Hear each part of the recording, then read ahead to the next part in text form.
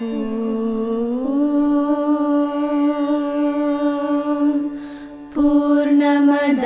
पूर्णमिदं पूर्णात् पूर्णमुदच्यते पूर्णस्य पूर्णमादाय पूर्णमेवावशिष्यते।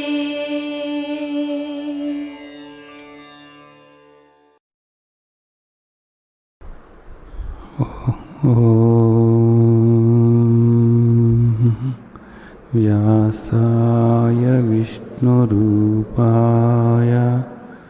व्यासरूपाय विष्णवे नमो वै ब्रह्मनिधये वासिष्ठाय नमो नमः। नमो नमः नमो నమః। ఈరోజు శ్రీమద్ భగవద్గీతలో 5వ అధ్యాయం కర్మ సన్యాస యోగంలో 7వ శ్లోకం, యోగయుక్తో విశుద్ధాత్మ విజితాత్మ జితేంద్రియః సర్వభూతాత్మ భూతాత్మ కుర్వన్నపి న లిప్యతే. ఇక్కడ నుంచి ఈ శ్లోకాలన్నీ కూడా సాధనాపరంగా ఎంతగానో ఉపయోగపడేటటువంటి శ్లోకాలు. ప్రతి శ్లోకము కూడా మనకు సాధన గురించి తెలియచేస్తూ ఉన్నాయి, గుర్తుంచుకోవాలి. కాబట్టి శ్రద్ధగా ఆచరణలోకి తీసుకోవాల్సినటువంటి శ్లోకాలు ఇవన్నీ కూడా. విని అవగాహన చేసుకోవటం కాదు, విన్న తర్వాత ఆచరణలోకి తీసుకోవాల్సినటువంటి శ్లోకాలు. తేలికగా ఆచరణకు కూడా కుదిరేటటువంటి శ్లోకాలు ఇవి. కాబట్టి వినేటప్పుడే ఆచరణ మీద కూడా దృష్టి పెట్టి ఆ విధంగా అవగాహన చేసుకోవటానికి ప్రయత్నం చేయండి. ఇక్కడ ఈ శ్లోకంలో యోగయుక్తో విశుద్ధాత్మ విజితాత్మ జితేంద్రియః అని 4 విషయాలు మనకు చెప్పారు. ఏమిటి 4 విషయాలు? యోగయుక్తో అన్న మాట మాట్లాడుతున్నారు. ఇది చాలా ముఖ్యమైనటువంటి మాట. యోగము, ఇంకొక పదం యుక్త అన్నమాట. యోగ యుక్త. యుక్త అన్న మాటకు పదం, దాని అర్థం ఇంతకుముందు మనం చెప్పుకున్నాం. శ్రీమద్ భగవద్గీతలో చెప్పినట్లుగా 6వ అధ్యాయం చూసినట్లయితే, యదా వినియతం చిత్తం ఆత్మన్యేవావతిష్టతే నిస్పృహ సర్వకామేభ్యో యుక్త ఇత్యుచ్యతే అని 6వ అధ్యాయంలో 18వ శ్లోకంలో యుక్త అనేటటువంటి మాటకు ఒక చక్కటి నిర్వచనం ఇచ్చారు. ఏమిటి దాని అర్థం అంటే, చిత్తం ఆత్మన్యేవావతిష్టతే అనేటటువంటిది మనం అర్థం చేసుకోవాల్సిన విషయం. ఇక్కడ ఎవరైతే నిరంతరము కూడా నేను ఆత్మస్వరూపాన్ని అని ఆత్మస్వరూపంగా, నిరాకార స్వరూపంగా, శాంతస్వరూపంగా, మౌనస్వరూపంగా తన్ను తాను గుర్తు చేసుకుంటూ ఉంటారో, చిత్తమాత్మన్యేవావతిష్టతే అంటే అది, వాళ్ళు యుక్తులు అనబడుతున్నారు, యోగయుక్తులు అనబడుతున్నారు. అంటే లోపల మనస్సులో నిరంతరము కూడా నేను ఆత్మస్వరూపాన్ని, నేను నిరాకార పరబ్రహ్మస్వరూపాన్ని, నేను పరిమితం కాదు, నేను అనంతమై ఉన్నాను, నేను కేవలుడనై ఉన్నాను, కేవలము ఆత్మస్వరూపమై ఉన్నాను అని లోపల నిరంతరము కూడా ఆ విధంగా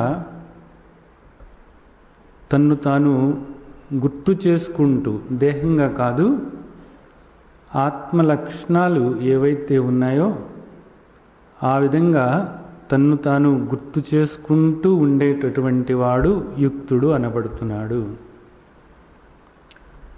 సరే, లోపల ఈ పని జరుగుతూ ఉంటుంది, ఇది జ్ఞానము అనబడుతుంది. మరి బయటకి ఈ దేహం ఒకటి ఉంది, ఇది పనులు చేయాలి కదా. అవును, ఈ దేహం ఇక్కడ పనులు చేయాల్సి ఉంది. ఈ దేహం దాని ముందున్నటువంటి పనులు అది చేసుకుంటూ ఉంటే లోపల నేను ఆత్మస్వరూపాన్ని అని ఆ విధమైనటువంటి అవగాహనతో తన్ను తాను చూసుకుంటూ ఉండటము అన్నది. ఆ విధంగా ఎవరైతే చేస్తున్నారో వాళ్ళు జ్ఞానదృష్టితో కూడి కర్మలు చేస్తున్నటువంటి వాళ్ళు అనేది మనకు భగవద్గీతలో చెప్పడం జరిగింది. ఇది చాలా ముఖ్యమైనటువంటి విషయం. జ్ఞానదృష్టితో తన్ను తాను చూసుకుంటూ ఈ దేహం ముందున్న పనులు ఈ దేహం చేసుకుంటూ ఉంటే అదే ఇప్పటి వరకు మనకు శ్రీమద్ భగవద్గీత చెప్పినటువంటి సాధన. ఈ విధంగానే చేసుకుంటూ పోవాలన్నమాట. అదే ఈ అధ్యాయంలో కూడా చెప్పబోతున్నారు. ఎవరైతే ఆ విధంగా చేస్తారో వాళ్ళు కర్మయోగము జ్ఞానయోగము రెండూ కూడా ఆచరించిన వాళ్ళే అవుతారు. ఇవి రెండూ కూడా వేరు కాదు. నిజానికి ఒక నాణ్యానికే ఇరు ముఖాలు అనేది మనం చెప్పుకున్నాం కిందటిసారి. ఆ విధంగా చేసినప్పుడు అది సరైనటువంటి సాధన అవుతుంది. సరే, బాగానే ఉంది. ఆ విధంగా ఎవరైతే నిరంతరము లోపల తన్ను తాను గుర్తు చేసుకుంటూ దేహం ముందున్నటువంటి పనులు చేసుకుంటూ ఉంటారో వాళ్ళు ఎలాంటి వాళ్ళట? విశుద్ధాత్మ, విజితాత్మ, జితేంద్రియ. ఈ 3 పదాలు ఇక్కడ ఉన్నాయన్నమాట. విశుద్ధాత్మ అన్నారు మొట్టమొదటిది. విశుద్ధాత్మ అంటే ఇక్కడ మనం ఏ విధంగా తీసుకోవాలి అంటే, ఎప్పుడైతే నేను ఈ దేహం కాదు, నేను ఆత్మస్వరూపము అని అనుకుంటూ ఉంటారో వాళ్ళు మనస్సు నిర్మలమవుతుంది. ఏ విధంగా నిర్మలమవుతుంది అంటే రాగద్వేషాల నుంచి బయటపడతారు వాళ్ళు.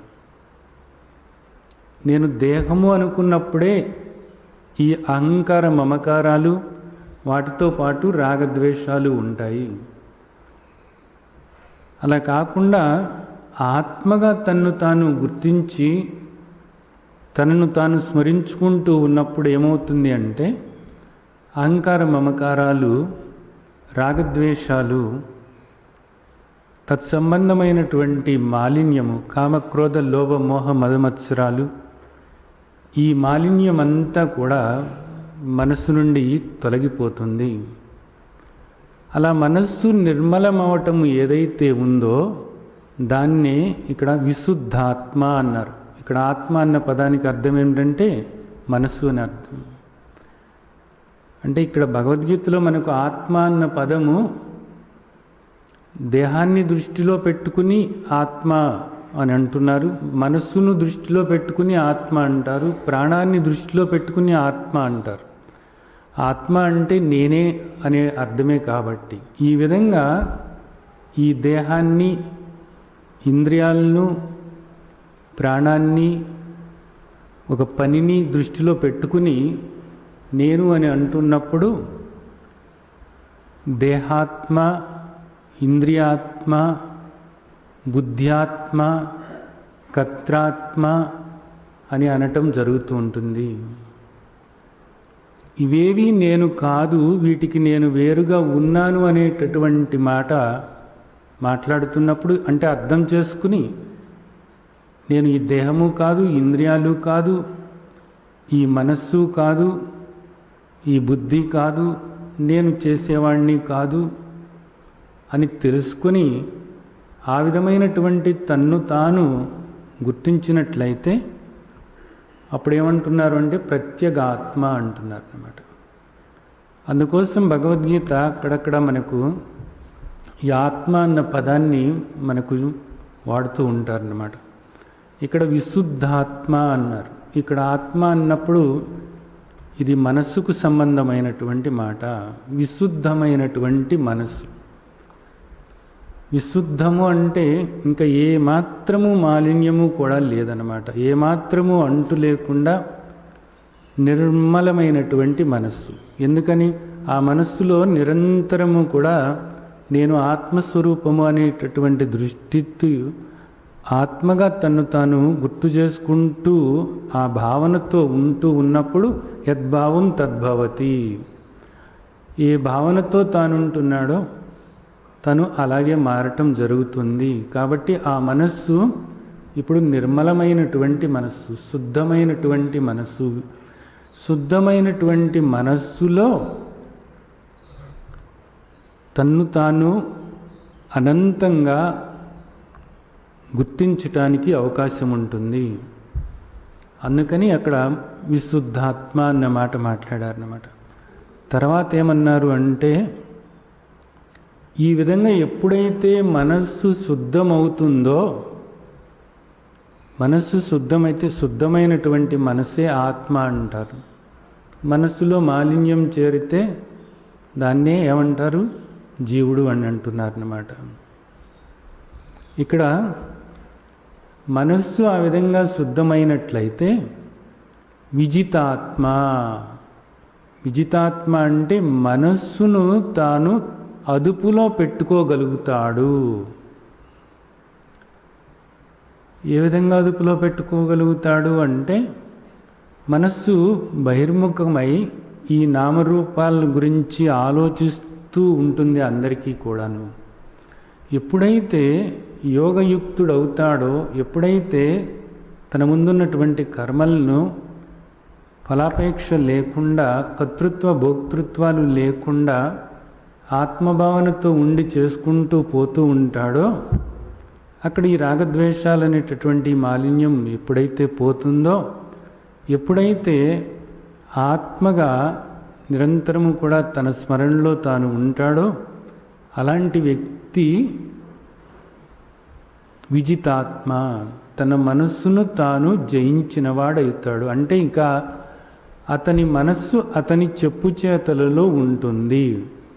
ఆ మనస్సు అనేటటువంటిది అవసరమైనప్పుడు ఒక పరికరంలాగా దాన్ని వాడటం అన్నది జరుగుతుంది. తర్వాత విషయం ఏమిటి అంటే జితేంద్రియ. ఆ వ్యక్తి యొక్క ఇంద్రియాలు కూడా అతని యొక్క అదుపులో ఉంటాయి అనేటటువంటిది ఇక్కడ మనకు చెప్తున్నారు. ఎప్పుడైతే ఒక వ్యక్తి యోగయుక్తుడవుతున్నాడో, తన ముందున్నటువంటి కర్మను కర్మయోగంగా మలుసుకుని జ్ఞానదృష్టితో చేస్తూ ఉన్నాడో ఆ వ్యక్తి అతని యొక్క బాహ్యేంద్రియాలను, అంతరేంద్రియమైనటువంటి మనస్సును కూడా తన అధీనంలో ఉంచుకొని నిరంతరము కూడా తన్ను ఆత్మస్వరూపంగా గుర్తించటమే కాకుండా తన యథార్థమైనటువంటి స్వరూపము, అనంతమైనటువంటి స్వరూపము, సర్వగతమైనటువంటి స్వరూపాన్ని అవగాహన చేసుకోవటమే కాకుండా ఆ విధంగా తన్ను తాను చూసుకుంటూ ఉంటాడు.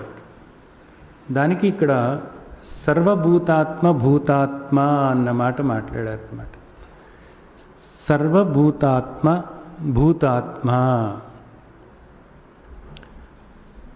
ముందుగా నేను ఆత్మస్వరూపం అనేది తెలుసుకోవటం. ఈ దేహం కాదు, నేను ఆత్మస్వరూపము అనేది తెలుసుకోవటం. ఆత్మస్వరూపంగా నేను నిరాకారమైనప్పుడు దేహానికి పరిమితమై లేను. ఈ దేహము లోపలే కాకుండా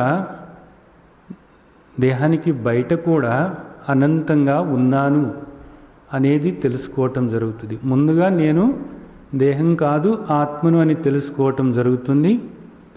ఎప్పుడైతే నేను నిరాకారం అని నిశ్చయం చేసుకున్నానో నిరాకారంగా అనంతంగా నన్ను నేను తెలుసుకోవటం జరుగుతుంది. అప్పుడేమవుతుంది? నేను దేహంలో ఉండటమే కాదు, ఈ దేహాలకు బయట కూడా ఉన్నాను. నిజానికి ఇక్కడ ఇదంతా కూడా నాలో ఉంది అనేటటువంటిది తెలుసుకోవటానికి వీలవుతుంది. దాని తర్వాత ఏమవుతుంది అంటే, నేను ఈ దేహంలో ఉండి ఆత్మగా నన్ను నేను తెలుసుకున్నాను. అలాగే నేనే ఇక్కడ అన్ని దేహాలలోనూ కూడా ఉన్నది నేనే, సర్వభూతాత్మ. ఇక్కడ సర్వజీవులలోనూ కూడా ఉన్నటువంటి ఆత్మను నేనే అయి ఉన్నాను అనేటటువంటిది తెలుసుకోవటం జరుగుతుంది. తర్వాత భూతాత్మ, ఇక్కడ కనిపిస్తున్నటువంటి ఈ జడ ప్రకృతి ఏదైతే ఉందో దీనంతటికీ కూడా ఆధారము నేనే అయి ఉన్నాను అనేటటువంటిది తెలుసుకోవటానికి వీలవుతుంది. అంటే నేను సర్వజీవులకు కూడా ఆత్మనై ఉన్నాను, సర్వానికి కూడా నేను ఆధారమై ఉన్నాను, నేనే సర్వము అయి ఉన్నాను అనేటటువంటిది తెలుసుకోవటానికి వీలవుతుంది. ఎప్పుడు తెలుసుకోవటానికి వీలవుతుంది? యోగయుక్తో విశుద్ధాత్మ విజితాత్మ జితేంద్రియ. ఇదిగో ఇవన్నీ కూడా మనకి కుదిరినట్లయితే అప్పుడు ఆ విధంగా తెలుసుకోవటం కాదు, అలాంటి నన్ను నేను ఆ విధంగా చూసుకోవటం అనేటటువంటిది జరుగుతుంది. అది అద్వైతము అనబడుతుంది. అలా ఉన్నప్పుడు ఏమవుతుందట? కుర్వన్నపి న లిప్యతే. అలాంటి వ్యక్తిగా ఏ కర్మలు చేసినప్పటికీ కూడా ఆ కర్మలు అతనికి అంటుకోవు, కర్మబంధం నుండి బయటపడతాడు అనేటటువంటిది చెప్తున్నారు. చాలా ముఖ్యమైనటువంటి శ్లోకం. ఈ కర్మబంధం నుంచి బయటపడటం అన్నది జరుగుతుంది అన్నది మనకు ఇక్కడ చెప్తున్నటువంటి విషయం. సరే, బాగానే ఉంది. ఇప్పుడు అతని ఆలోచనలు ఏ విధంగా ఉంటాయి లోపల? తర్వాత శ్లోకంలో 2 శ్లోకాల్లో చాలా ఒక అద్భుతమైనటువంటి సాధన విధానాన్ని మనకు చెప్తున్నారు. నైవ కించిత్ కరోమీతి యుక్తో మన్యేత తత్వవిత్ పశ్యన్ శృణ్వన్ స్పర్శన్ జిగ్రన్ అచ్నన్ గచ్చన్ స్వపన్ శ్వాసన్ ప్రలపన్ విసృజన్ గృహ్ణన్ నిమిషన్నపి ఇంద్రియాణి ఇంద్రియార్థేషు వర్తంత ఇతి ధారయాన్. చాలా ముఖ్యమైనటువంటి శ్లోకం. చాలా చాలా చాలా చాలా సాధనకు ఉపయోగపడేటటువంటి శ్లోకం. నైవ కించిత్ కరోమీతి యుక్తో మన్యేత తత్వవిత్. తత్వాన్ని దర్శించినటువంటి వ్యక్తి, నిరంతరము కూడా జ్ఞాన దృష్టితో ఉండేటటువంటి వ్యక్తి, నిరంతరము కూడా తన్ను తాను స్మరించుకుంటూ ఆత్మగా తన చింతనలో తాను ఉంటూ తన ధ్యానంలో తాను ఉండేటటువంటి వ్యక్తి ఎవరైతే ఉన్నారో ఆ వ్యక్తి యుక్తో, మళ్ళా యుక్త అన్నమాట ఇక్కడ మాట్లాడారు. చిత్తమాత్మన్యేవావతిష్టతే.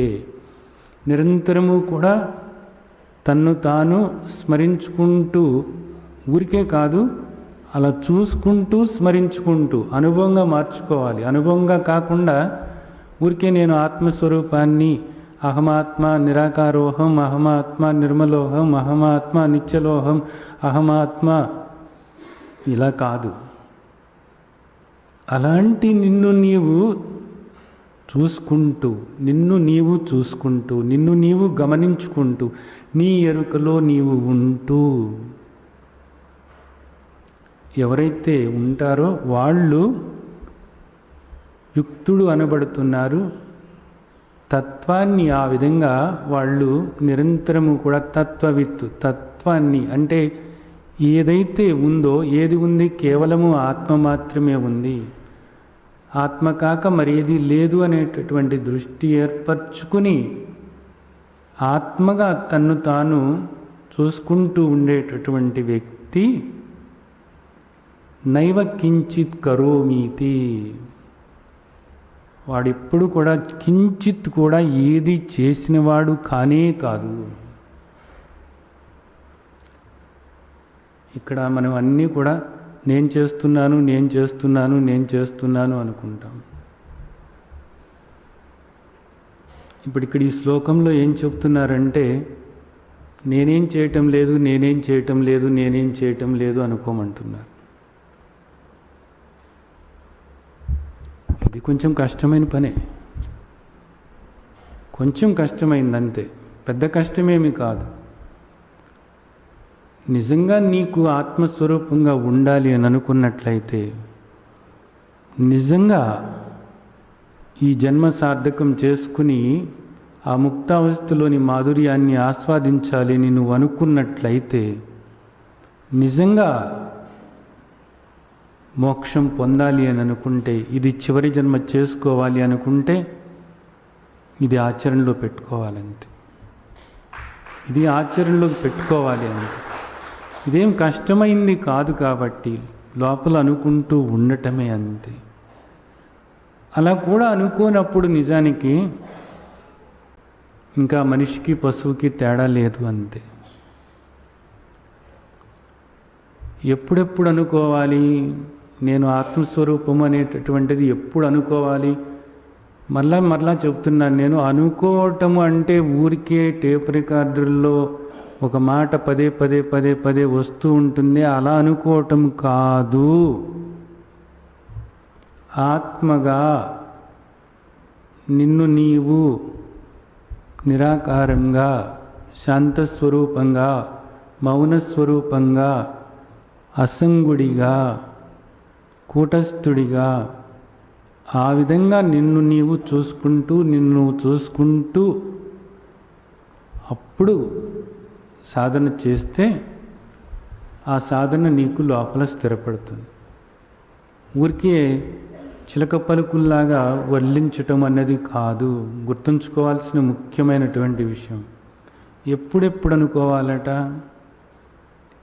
పశ్యన్, శృణ్వన్, స్పృశన్, జిగ్రన్, నచ్చన్, గచ్చన్, స్వపన్, శ్వసన్, ప్రలపన్, విసృజన్, గృహ్ణన్, నిమిషన్నపి.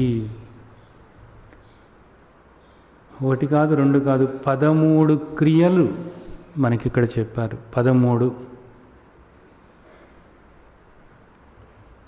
చూస్తున్నప్పుడు, వింటున్నప్పుడు, స్పృశిస్తున్నప్పుడు, వాసన చూస్తున్నప్పుడు, రుచి చూస్తున్నప్పుడు, నడుస్తున్నప్పుడు, నిద్రపోతున్నప్పుడు, శ్వాస పీలుస్తున్నప్పుడు, మాట్లాడుతున్నప్పుడు, వదులుతున్నప్పుడు, గ్రహిస్తున్నప్పుడు, చివరికి కన్ను మూస్తున్నప్పుడు, కన్ను తెరుస్తున్నప్పుడు కూడా. చాలా గొప్ప సాధన ఇది. ప్రహ్లాదుడు నిజానికి ఈ సాధన గురించి ఎప్పుడో చెప్పడం జరిగింది. పానీయంబులు ద్రావుచున్ గొడుచుసున్ అని ప్రతి పనిలోనూ కూడా నేను ఇదిగో ఈ విధంగా స్మరించుకుంటూ ఉన్నాను అని ప్రహ్లాదుడు చెప్తూ ఉంటాడు. భగవద్గీతలో 13 రకాలైనటువంటి క్రియలు ఈ దేహంలో జరుగుతూ ఉన్నప్పుడు నిన్ను నీవు చూసుకుంటూ ఏమనుకోవాలట?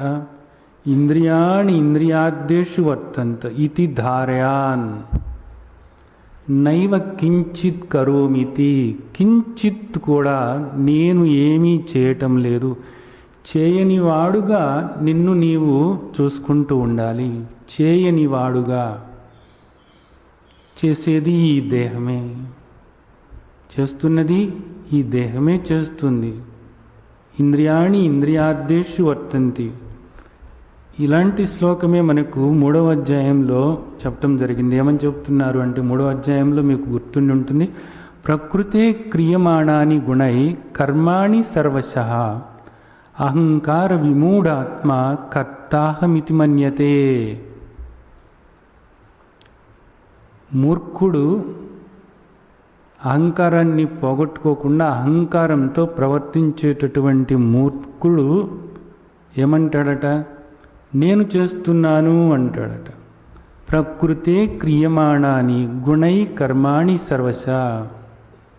ఈ ప్రకృతి గుణాలు ఆయా కర్మలు ఆ విధంగా చేస్తూ ఉంటే అహంకారంతో కూడినటువంటి మూర్ఖుడు ఏమంటాడు అంటే కర్త అహం, నేనే కర్తను, నేనే చేస్తున్నాను అని అంటాడట. కానీ తెలిసినటువంటి వాడు ఏమంటాడు? తత్వవిత్ మహాబాహో గుణకర్మ విభాగయో గుణాగుణేషు వర్తంతి ఇతి మత్వాన సజ్జతే. ఆ గుణాలు గుణాలతో అలాగా ప్రవర్తిస్తున్నాయి, నేను ఏమి చేయటం లేదు అని ఆ భావన ఏర్పరచుకుంటాడట తెలిసినవాడు. ఇది 3వ అధ్యాయంలో 27వ శ్లోకం 28వ శ్లోకంలో మనకి చెప్పారు. మళ్ళీ అదే ఇక్కడ మళ్ళా మనకి సాధనగా చెప్తున్నారన్నమాట. ఈ క్రియలన్నీ కూడా చేసేటప్పుడు ఏమనుకోవాలి నువ్వు? నైవ కించిత్, ఎంట్రుక వాసి కూడా నేనేం చేయటం లేదు అనుకోవాలట. ఇది చూడండి, ఇక్కడ గృహణన్ ఉన్నిమిషన్ నిమిషన్నపి అంటే కన్ను మూస్తున్నప్పుడు కన్ను తెరుస్తున్నప్పుడు కూడా నేనేం చేయటం లేదు, నేనేం చేయటం లేదు, నేనేం చేయటం లేదు, నేనేం చేయటం లేదు, నేనేం చేయటం లేదు అని ఒక పాటలాగా పాడుకోవటమా? కాదు. చేయని నిన్ను గుర్తు చేసుకుంటూ, చేయని ఆత్మస్వరూపమైనటువంటి నిన్ను, నిరాకార స్వరూపమైనటువంటి నిన్ను, అహమాత్మ నిరాకారోహం, అహం ఆత్మ నిరవయవోహం, ఏ అవయవాలు లేనటువంటి నిన్ను నీవు గుర్తు చేసుకుంటూ, నిన్ను నీవు నిరాకారంగా ఏ అవయవాలు లేనటువంటి నిన్ను నీవు చూసుకుంటూ, ఆ విధంగా నిన్ను నీవు తలుసుకుంటూ, నిష్క్రియోహం, ఈ అవయవాలు లేనందువల్ల నేనే పని చేసేవాడిని కానే కాదు. ఏ అవయవాలు లేవు, నేను ఏ పని చేసేవాడిని కాదు, నేను కర్తను కాదు, భోక్తను కాదు. అలాంటి నిన్ను నీవు చూసుకుంటూ ఏమనాలట? ఇంద్రియాణి ఇంద్రియార్థేషు వర్తంతి ఇతి ధారయాన్. ఇది నిరంతరము కూడా ఒక ధారలాగా, తైలధారలాగా నడుస్తూ ఉండాలట. అలవాటు చేసుకుంటే అలవాటైపోద్ది. ఇది అలవాటే, అంతే. కొద్ది నెలల పాటు ఈ దేహం ఏ పని చేస్తున్నప్పటికీ కూడా ఆ విధంగా నిన్ను చూసుకుంటూ ఉంటే సరిపోతుందంతే. ఒక దీక్షతో దీన్ని ఆచరణలోకి తీసుకున్నప్పుడు ఎన్నో మార్పులు మీరు అనుభవపూర్వకంగా తెలుసుకోగలుగుతారు. ఆత్మగా ఎంతగానో స్థిరపడటం అనేది జరుగుతుందన్నమాట. అలాగే ఈ దుఃఖం నుంచి బయటపడటం అనేది కూడా జరుగుతుంది. అయితే ఇక్కడ కొంతమంది ఏమనుకుంటారు అంటే, నేను చేయటం లేదని ఎలా అనుకోవాలి అనే ప్రశ్న అడుగుతుంటారు. అంతకుముందు ఇలాంటి ప్రశ్న నన్ను అడిగారు. 5వ అధ్యాయం వరకు నిజానికి నీ గురించి ఎంతగానో చెప్పటం జరిగింది భగవద్గీతలో. నువ్వు చేసేవాడివి కాదు అని ఇప్పటికే నువ్వు గుర్తించాలి. అలా గుర్తించకుండా నేను చేయటం లేదని ఎలా అనుకోను ఓ పక్కన చేస్తూ అని అంటుంటే దాని అర్థం ఏమిటి అంటే నీవు అసలు అర్థం చేసుకోలేదు ఇంతవరకు ఈ బోధ. ఏదో వచ్చి కూర్చుని కాలక్షేపానికి వినటమే తప్ప భగవంతుడు ఏం చెప్పాడు నీకు ఈ మానవ జన్మ ఇచ్చినందుకు. భగవంతుడు భగవాన్ ఉవాచ భగవద్గీత, భగవంతుడు నిన్ను ఏ విధంగా ఉండమన్నాడో నువ్వు అసలు అర్థం చేసుకోవటానికి ప్రయత్నమే చేయలేదు. కాలక్షేపానికి వస్తున్నావే తప్ప ఈ సత్సంగాలకు విషయాన్ని అర్థం చేసుకోవటానికి కాదు అనేది అర్థం చేసుకోవాలి ఇప్పుడైనా. ఈ విధంగా చేసినప్పుడు ఏమవుతుందంటే ఆ దుఃఖం నుండి బయటపడటం అనేది ఎంతో తేలిగ్గా ఉంటుందన్నమాట. మామూలుగా కాదు, ఎంతో తేలిగ్గా ఉంటుంది. ఇది ఒక వ్యక్తి గంటకు ఒక 20 కిలోమీటర్ల దూరంతో వేగంతో పరిగెడుతూ ఉన్నాడు అనుకోండి. ఆ వ్యక్తి నిజానికి ఏ విధంగా ఉంటాడు? గంటకు 20 కిలోమీటర్ల వేగంతో, తక్కువే 20 కిలోమీటర్లు అంటే ఎక్కువేం కాదు, పరిగెడుతున్నాడు అనుకోండి. పరిగెడుతున్నప్పుడు ఆ వ్యక్తి ఎంత ఆయాసపడుతూ ఉంటాడు. అతని దేహం నిజానికి ఏ విధంగా ఉంటుంది అప్పుడు? చాలా అలసిపోయి ఆయాసపడిపోయి పడిపోయే పరిస్థితి ఏర్పడుతుంది. పడిపోతాడు కూడాను అంత వేగంగా పరిగెడితే. అదే వ్యక్తి ఒక కారులో కూర్చుని గంటకు ఒక 100 కిలోమీటర్ల వేగంతో వెళుతున్నాడు అనుకోండి. ఆ వ్యక్తికి అలసిపోవటం కానీ, ఆయాసపడటం కానీ, పడిపోవటం కానీ జరుగుతుందా అన్నది జరగదు కదా. కారులో కూర్చుని నేను రోజు పరిగెట్టేటప్పుడు అలసిపోతాను, ఆవేశపడిపోతాను, నాకు నీరసం వచ్చి ఒక్కోసారి కళ్ళు తిరిగి పడిపోతూ ఉంటాను. ఈరోజు నేను 100 కిలోమీటర్ల వేగంతో వెళుతున్నాను.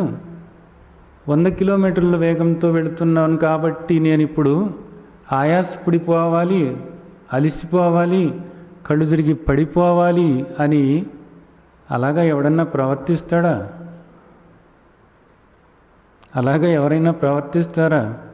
నేను ఇప్పుడు హాయిగా కారులో కూర్చున్నాను కాబట్టి నాకు ఏ ఆయాసము లేదు, ఏ అలసట లేదు. హాయిగా కారులో కూర్చున్నాను నేను. కారు నన్ను తీసుకుపోతుంది, కారు దాని పని అది చేసుకుంటూ పోతుంది. నేను హాయిగా కూర్చున్నాను, సుఖంగా కూర్చున్నాను కారులో, నాకే శ్రమ లేదు అని అనుకుంటూ ఆనందంగా ఉంటాడు, సుఖంగా ఉంటాడు.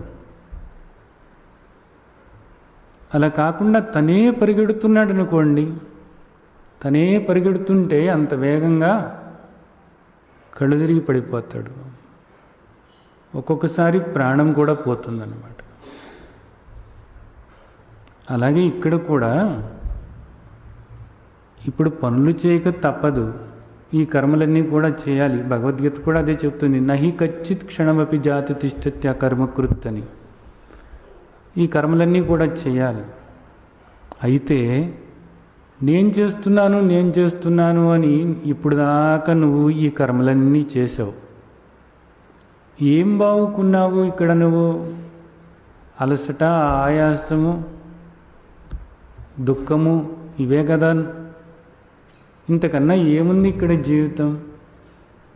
ఇప్పుడు ఇదిగో ఈ విధంగా చేసి చూడు నువ్వు.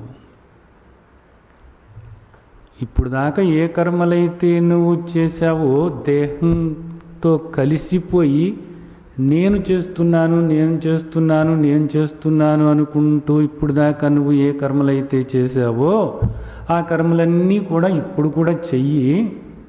అయితే నేను చేయటం లేదు నేను చేయటం లేదు నేను చేయటం లేదు అనుకుంటూ చెయ్యి. చేసినప్పుడు ఏమవుతుందో తెలుసా నీకు? ఇప్పుడు దాకా నువ్వు నేను చేస్తున్నాను అనుకుంటూ చేయటం అన్నది ఎలాంటిదంటే నీవు పరిగెట్టుకుంటూ వెళ్ళటం అన్నమాట. అంత వేగంగా నువ్వు పరిగెట్టుకుంటూ వెళ్తున్నప్పుడు నీకు ఆయాసం వస్తుంది, అలసట వస్తుంది, కళ్ళు తిరిగి పడిపోతావు. అలాగే ఇప్పుడు నేను చేస్తున్నాను అనుకోవటం అనేది ఎలాంటిదంటే నీకు ఇదంతా బరువుగాను బాధగాను ఎంతో దుఃఖాన్ని కలిగిస్తూనే ఉంది. అలా కాకుండా ఈ దేహం చేస్తుంది, నాకే సంబంధము లేదు, నేను ఆత్మస్వరూపాన్ని అని ఆత్మగా నిన్ను నీవు గుర్తు చేసుకుంటూ ఉండగా ఈ దేహం దాని పని అది చేసుకుంటూ పోతే ఇది ఎలాంటిదంటే కారులో దర్జాగా కూర్చుని కారు వేగంగా వెళుతుంది, నేను హాయిగా కూర్చున్నాను, నేను కాదు పరిగెడుతున్నది కారు పరిగెడుతున్నది అని అనుకోవటం ఎలాంటిదో ఇది కూడా అలాంటిదే. చూస్తే అనుభవం అవుతుంది. ఇది ఏమిటి, ఈ చేయటం ఏమిటి, అసలు ఈ దుఃఖం ఏమిటి అంటే ప్రారబ్ధం అనేది ఉన్నది ఈ దేహానికి, తప్పదు. ప్రారబ్ధవశాత్తు ఇక్కడ ప్రతి వాళ్ళు కూడా ఏదో కర్మ చేయాలి, ఆ కర్మకు ఏదో ఒక ఫలితం అనేది ఆయా దేహాలు అనుభవించాలి. అయితే నేనే చేస్తున్నాను, నేనే బాధపడుతున్నాను, నాకే ఇదంతా సమస్య వచ్చింది అని నువ్వు అనుకుంటూ ఉంటే అది నిజానికి నీకెంతో బరువుగా బాధగా అనిపిస్తూ ఉంటుంది. అలా కాకుండా అది ఆ దేహానికి సంబంధమైంది, దానికి ఒక ప్రారబ్ధం ఉంది, ఆ ప్రారబ్ధం వల్ల అదిగో ఆ దుఃఖం వచ్చింది, ఇదిగో ఈ పనంతా కూడా ఆ దేహం చేయాల్సి వచ్చింది కాబట్టి గుణేషు వర్తంతే ఇంద్రియాణి ఇంద్రియార్థేషు వర్తంతే, ఆటి పని అవి ఏదో చేసుకుంటున్నాయి. నేను సుఖస్వరూపుణ్ణి, ఆనంద స్వరూపుణ్ణి, నేను ఆత్మస్వరూపాన్ని అని నువ్వు తెలుసుకుంటూ ఉంటే ఆ ప్రారబ్ధం అన్నది కూడా నీకు బరువుగా బాధగా అనిపించదు. ఉంటుంది, అయితే తేలికగా ఉంటుంది. అది నీవు ఒక 100 కేజీల బరువు మోసేటప్పుడు నీకు నిజానికి ఎంత బరువు ఉంటుంది? చాలా బరువుగా బాధగా ఉంటుంది. నేను చేస్తున్నాను ఇదిగో నాకే వచ్చినాయి, ఈ బాధలన్నీ నాకే వచ్చినాయి, ఈ సమస్యలన్నీ నాకే వచ్చినాయి, ఇదంతా నా నెత్తినే పడింది అని అనుకుంటూ ఉంటే ఆ బరువు ఎలాంటిదంటే 100 కేజీల బరువు అనుకో, అంత బరువు మోస్తున్నట్లు ఉంటుంది. అలా కాకుండా నేను ఆత్మస్వరూపాన్ని, ఇవేవి కూడా నాకు సంబంధం ఏమీ లేదు, ఆ దేహం ప్రారబ్ధవశాత్తు ఆ పనులన్నీ చేసుకుంటుంది, అదిగో ఏదో అనుభవిస్తుంది, అది నాకే సంబంధము లేదు, నేను సుఖస్వరూపమై ఉన్నాను, హాయిగా ఉన్నాను, ఆనందంగా ఉన్నాను, నిశ్చలంగా ఉన్నాను, నిర్వికారంగా ఉన్నాను, నాకు ఏ బాధ లేదు, నాకు ఏ మార్పు లేనే లేదు అని నువ్వు అనుకుంటూ ఉంటే 100 కేజీల బరువు అయిన ఆ ప్రారబ్ధం నిజానికి 100 గ్రాముల్లాగా అంత తేలిగ్గా ఉంటుంది. ఇది ప్రతి ఒక్కరూ కూడా అనుభవానికి తెచ్చుకోవచ్చు. ఒక్కసారి ఈ రుచి తెలిస్తే మీకు నిరంతరము కూడా ఆ దృష్టి ఏర్పరచుకొని ఆత్మదృష్టి స్థిరపరచుకోవటానికి వీలవుతుంది. దీనికి ఏం కష్టపడవసరం లేదు, ఎక్కడికి వెళ్ళవసరం లేదు, ఏ ఆసనాలు ఏ అవసరం లేదు, ఏదీ లేదు. కేవలము మనసులో ఆత్మగా మిమ్మల్ని మీరు గుర్తు చేసుకుంటూ ఉండటం, నిరాకారంగా మిమ్మల్ని మీరు తలుసుకుంటూ ఉండటము. తలుసుకోవటం అంటే ఒక అనుభూతి చెందుతూ ఉండటం అన్నమాట. ఆత్మ అనుభూతి, ఆత్మగా నేను ఇదిగో ఇలా ఉన్నాను అని నిన్ను తలుసుకుంటూ ఉండటము.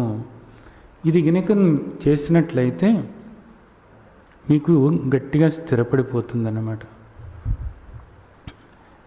అప్పుడేమవుతుంది అంటే రేపు ఈ దేహం ఏమవుతున్నప్పటికీ కూడా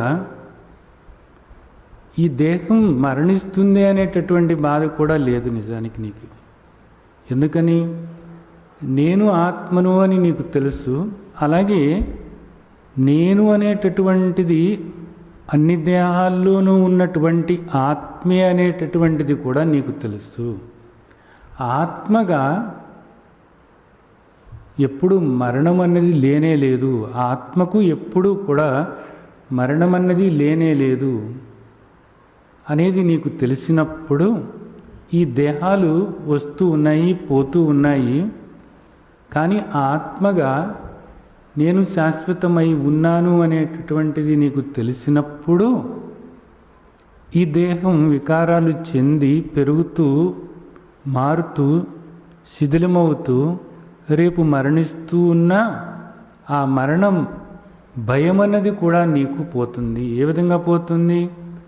ఇది నేను కాను కదా, ఇంకేముంది, నాకేమి సంబంధం ఏముంది ఇంకా. అలాగే ఇంకొక విషయం ఇక్కడ నీకు ఇంకొక లాభం ఏం కలుగుతుందంటే, నేను చేయటం లేదు అనుకున్నప్పుడు నీవు కర్తవు కాదు కాబట్టి రేపు నీకు భోక్తృత్వం లేదు. ఆ కర్మఫలాలు అనేటటువంటివి నీకు అంటనే అంటవు. దేహం దాని పని అది చేసుకుంటుంది. నేను కాదు, అహమాత్మ, నేను ఆత్మస్వరూపమై ఉన్నాను. దేహం దాని పని అది చేసుకుంటుంది. నాకే సంబంధము లేదు, నాకే మాత్రము సంబంధము లేనే లేదు అని ఎప్పుడైతే ఆ విధంగా నువ్వు భావన చేస్తూ అది ఇంకా గట్టిగా ఒక అలవాటు చేసేసుకుని, ఎంత గట్టి అలవాటు అంటే కన్ను మూస్తున్నా కన్ను తెరుస్తున్నా అన్నది భగవద్గీత మనకు చెప్తుంది. అంత అలవాటుకు నువ్వు చేసుకున్నప్పుడు ఏమవుతుందంటే కర్తృత్వ భోక్తృత్వాల నుంచి నువ్వు బయటపడిపోతావు. నీవు కర్తవు కాదు, భోక్తవు కాదు. ఆ కర్మ ఫలాలతో నీకే సంబంధము లేనే లేదు. ఎప్పుడైతే కర్తృత్వ భోక్తృత్వాల నుంచి నీవు బయటపడ్డావో ఈ జన్మల నుంచి నువ్వు బయటపడిపోయినట్లు. ఇంకా ఎందుకని? ఒక ఫలాన్ని అనుభవించటానికే కదా జన్మలు తీసుకుంటున్నటువంటిది. ఇప్పుడు ఆ ఫలానికి నీవు వేరుగా ఉన్నావు. ఆ ఫలాలతో అసలు నీకే సంబంధము లేదు. నీవు కర్తవు కాదు కాబట్టి, ఆ ఫలాలతో నీకే సంబంధము లేదు కాబట్టి నీవు మరలా జన్మలు తీసుకోవాల్సినటువంటి అవసరం లేనే లేదు. అంటే ఏమవుతుంది?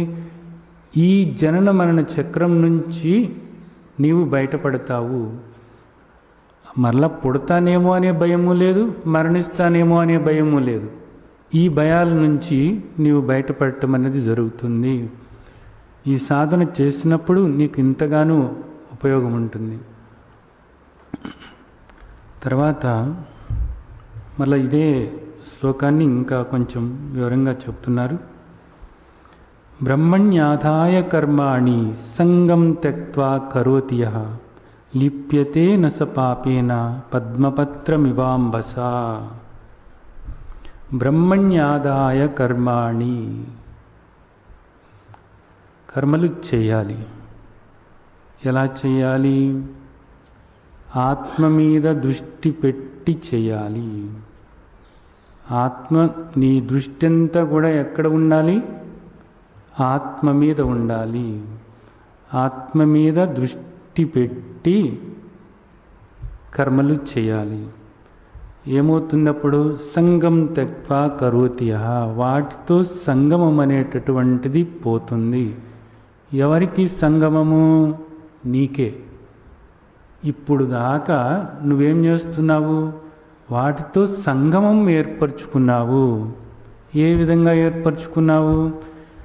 నిన్ను నీవు తెలుసుకోలేదు కాబట్టి ఆత్మస్వరూపంగా ఈ దేహానికి భిన్నంగా నేను నిరాకారమై ఉన్నాను, అనంతమై ఉన్నాను అన్నది నీవు తెలుసుకోలేదు కాబట్టి నీవేమనుకుంటున్నావు? అజ్ఞానము వల్ల దేహము అనుకుంటూ నేను చేస్తున్నాను అని, దేహం నేను అనుకుంటూ ఆ కర్మలు నేను చేస్తున్నాను అనుకుంటూ ఆ కర్మలతో, కర్మ ఫలాలతో సంగమం ఏర్పరచుకుంటున్నావు. అటాచ్మెంట్ అంటారు చూడు, వాటితో అలాగా అతుక్కుపోతున్నావు. ఇప్పుడు ఇక్కడ ఏమవుతుంది, ఎప్పుడైతే నీ దృష్టి ఆత్మగా నీ మీద ఉందో, నేను ఆత్మస్వరూపాన్ని, బ్రహ్మము అంటే ఆత్మ, ఆదాయ అంటే ఉంచటము, ధరించటము అనేటటువంటి అర్థాలు ఉన్నాయి. ఉంచటము, ఏది ఉంచాలి? నీ మనస్సు. దేని మీద ఉంచాలి? బ్రహ్మము అంటే ఏమిటి? ఆత్మ అంటే ఏమిటి? నేను. ఆత్మగా నీ మీద నీ మనస్సు లగ్నమయ్యేలాగా నువ్వు చేసుకున్నట్లయితే, ఆత్మభావన ధరిస్తూ ఉన్నట్లయితే, నిరంతరము కూడా నేను ఈ దేహం కాదు అనేటటువంటి భావన ధరిస్తూ ఉన్నట్లయితే అది ధారణ అనబడుతుంది. అప్పుడు కర్మాణి సంగం త్యక్త్వా కరోతి యః, వాటితో నీకు సంగమం అనేటటువంటిది ఉండదు. దానివల్ల ఏమవుతుంది? లిప్యతే నస పాపేన పద్మపత్రమివాంబసా. ఆ పాపాలు అనేటటువంటివి నీకు అంటనే అంటవు. పాపం అంటే కేవలము పాపం అని కాదు, పుణ్యాలు కూడా నీకు అంటనే అంటవు. ఎందుకనంటే మళ్ళీ జన్మకు కారణం ఏమిటంటే పాప పుణ్యాలే. నువ్వు పాపం చేసినా ఆ పాప ఫలాన్ని అనుభవించడానికి జన్మలు వస్తాయి, నువ్వు పుణ్యం చేసినా ఆ పుణ్యఫలాన్ని అనుభవించడానికి మరలా నీకు జన్మలు వస్తాయి. ఇప్పుడు ఇక్కడ నువ్వేమవుతుంది? అసలు నేను చేసేవాడినే కాదు, నైవ కించిత్ కరోమితి, నేను చేసేవాడిని కాదు, నేను ఆత్మస్వరూపాన్ని అని నువ్వు ఎప్పుడైతే బ్రహ్మణ్యాదాయ ఆత్మ మీద దృష్టి పెట్టి ఉంటావో అప్పుడు నీవు ఆ కర్మలు చేసేవాడివి కాదు. కర్మలు నేను చేయటం లేదని ఎప్పుడైతే నీవు ఆ భావన స్థిరపరుచుకున్నావో అప్పుడేమవుతుంది? ఆ కర్మల యొక్క ఫలాలు, అది పాప పుణ్యాలు నీకు అంటనే అంటవు. అప్పుడట నువ్వు ఎలా ఉంటావో తెలుసా? పద్మపత్రమివాంబస, తామరాకు నీళ్ళల్లో ఉంటుందన్నమాట. నీళ్ళల్లో ఉంటే ఎప్పుడూ కూడా తామరాకి నీరు అంటనే అంటదు, ఎప్పుడూ నీళ్ళల్లోనే ఉంటుంది. ఎందుకు ఈ ఉదాహరణ చెప్పారు అంటే, ఎప్పుడూ అది నీళ్ళల్లోనే ఉంటుంది కానీ దానికి ఎప్పుడూ కూడా అంటదు. ఎప్పుడూ నువ్వు కర్మలు చేస్తూనే ఉండాలి, నువ్వు కర్మలకు అంటకుండా ఉండాలి. ఎప్పుడు తామరాకు నీటిలో ఉన్న నీరు దానికి అంటకుండా ఏ విధంగా ఉంటుందో, దానిపైన ఒక మైనం లాంటి ఏదో ఒక పొర లాంటిది ఏదో ఉండటం వల్ల ఆ విధంగా ఉంటుంది, అందుకని నీళ్లు అంటవు. ఇక్కడ కూడా నువ్వు నేను ఆత్మస్వరూపాన్ని అని ఇదిగో నీ చుట్టూతో ఒక కవచం ఏర్పాటు చేసుకో. అది ఒక కవచం లాంటిది అన్నమాట. అప్పుడేమవుతుంది? ఇవి నీకు అంటకుండా ఉంటాయి, ఇవి నీకు అంటకుండా ఉంటాయి. ఈ పాపపుణ్యాలు ఎప్పుడూ కూడా ఇక నిన్ను అంటనే అంటవు.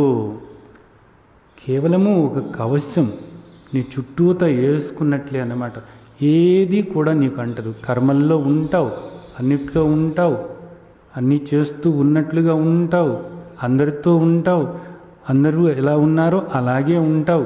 ఏ తేడా బయటికేం కనపడదు, ఏ తేడా బయటికేం కనపడదు. కానీ ఇక్కడ ఉన్న అందరినీ కూడా ఆ కర్మలు కర్మఫలాలు అంటుతూ ఉండి వాళ్ళను బంధంలో పడవేసి మరలా జన్మలకు కారణం అవుతూనే ఉంటాయి. కానీ నీ విషయం దగ్గరకు వచ్చేటప్పటికి అవి నిన్నేమి అంటనే అంటవు. ఎందుకని? కేవలము నేను ఆత్మస్వరూపాన్ని, నైవ కించిత్ కరోమితి, కించిత్ కూడా నేనేం చేసేవాడిని కాదు అని ఏమీ చేయనటువంటి నిష్క్రియుడవైనటువంటి నిన్ను నీవు తలుసుకుంటూ చూసుకుంటూ ఉంటే చాలు. ఇవేవి కూడా నిన్ను అంటనే అంటవు, ఏది అంటది నిన్ను. అంతే. చాలా గొప్ప సాధన. దీన్నే ఇంకా బలపరుస్తున్నారు. ఇప్పుడు కర్మలు అంటే, కర్మలు ఏం కర్మలు, దేంతో చేసే కర్మలు, ఇలాంటి సందేహాలు మనకు వస్తాయని చెప్పేసి ఆయన ఏం చెప్తున్నారు చూడండి. కాయేన మనసా బుద్ధ్యా కేవలైరింద్రియైరపి యోగిన కర్మ కుర్వంతి సంగం త్యక్త్వా ఆత్మశుద్ధయే. కాయేన ఈ దేహంతో, మనస మనస్సుతో, బుద్ధ్యా బుద్ధితో, కేవలం ఇంద్రియాలతో, వీటితో నీవు ఏ కర్మలైనా ఇక్కడ చేస్తూ ఉన్నావు. ఆత్మతో ఏదైనా కర్మ చేస్తున్నామా? మనం ఆత్మగా మనం ఏమన్నా కర్మ చేస్తున్నామా? ఆత్మగా ఏ కర్మ చేయటం లేదు. ఆత్మగా మనం ఏ కర్మ చేయటం లేదు. దీనికి ఒక ఉదాహరణ మీకు చెప్తాను. ఇక్కడ మనకు కరెంట్ ఉంది, విద్యుత్. ఈ కరెంటు తిరగటం కానీ వెలగటం కానీ మీరు ఎప్పుడన్నా చూసారా? కరెంటు గిరగిరా గిరగిరా తిరగటం కానీ లేదా వెలగటం కానీ ఎప్పుడైనా చూసారా? అసలు కరెంటుని ఎప్పుడైనా మీరు చూసారా? విద్యుత్తుని ఎప్పుడైనా మీరు చూసారా? కంటితో చూసారా? ఎప్పుడూ చూడలేదు. ఎప్పుడూ చూడలేదు. ఇక్కడ ఫ్యాన్లు తిరుగుతుంటే కరెంటు ఉంది అని అనుకుంటాం. లైట్ వెలుగుతుంటే కరెంటు ఉంది అని అనుకుంటాం. కరెంటు దాని పాటికి అది ఉంటుంది, కానీ ఫ్యాన్తో నువ్వు తిరుగు అని ఎప్పుడూ చెప్పదు. అది అక్కడికి వెళ్ళి బల్బుతో నువ్వు వెలుగు అని ఏం చెప్పదు. కరెంటు దాని పాటికి అది ఉంటుంది అంతే. ఫ్యాను పని చేసుకుంటూ ఉంది. ఫ్యాను చెడిపోయినా కరెంటుకి ఏ సంబంధము లేదు. అలాగే ఇక్కడ బల్బు వెలుగుతూ ఉంది, దాని పని అది చేసుకుంటూ ఉంది. ఆ బల్బు చెడిపోయినా కరెంటుకి ఏ సంబంధము లేదు. కరెంటుకి ఏ విధమైనటువంటి సంబంధము లేనే లేదు.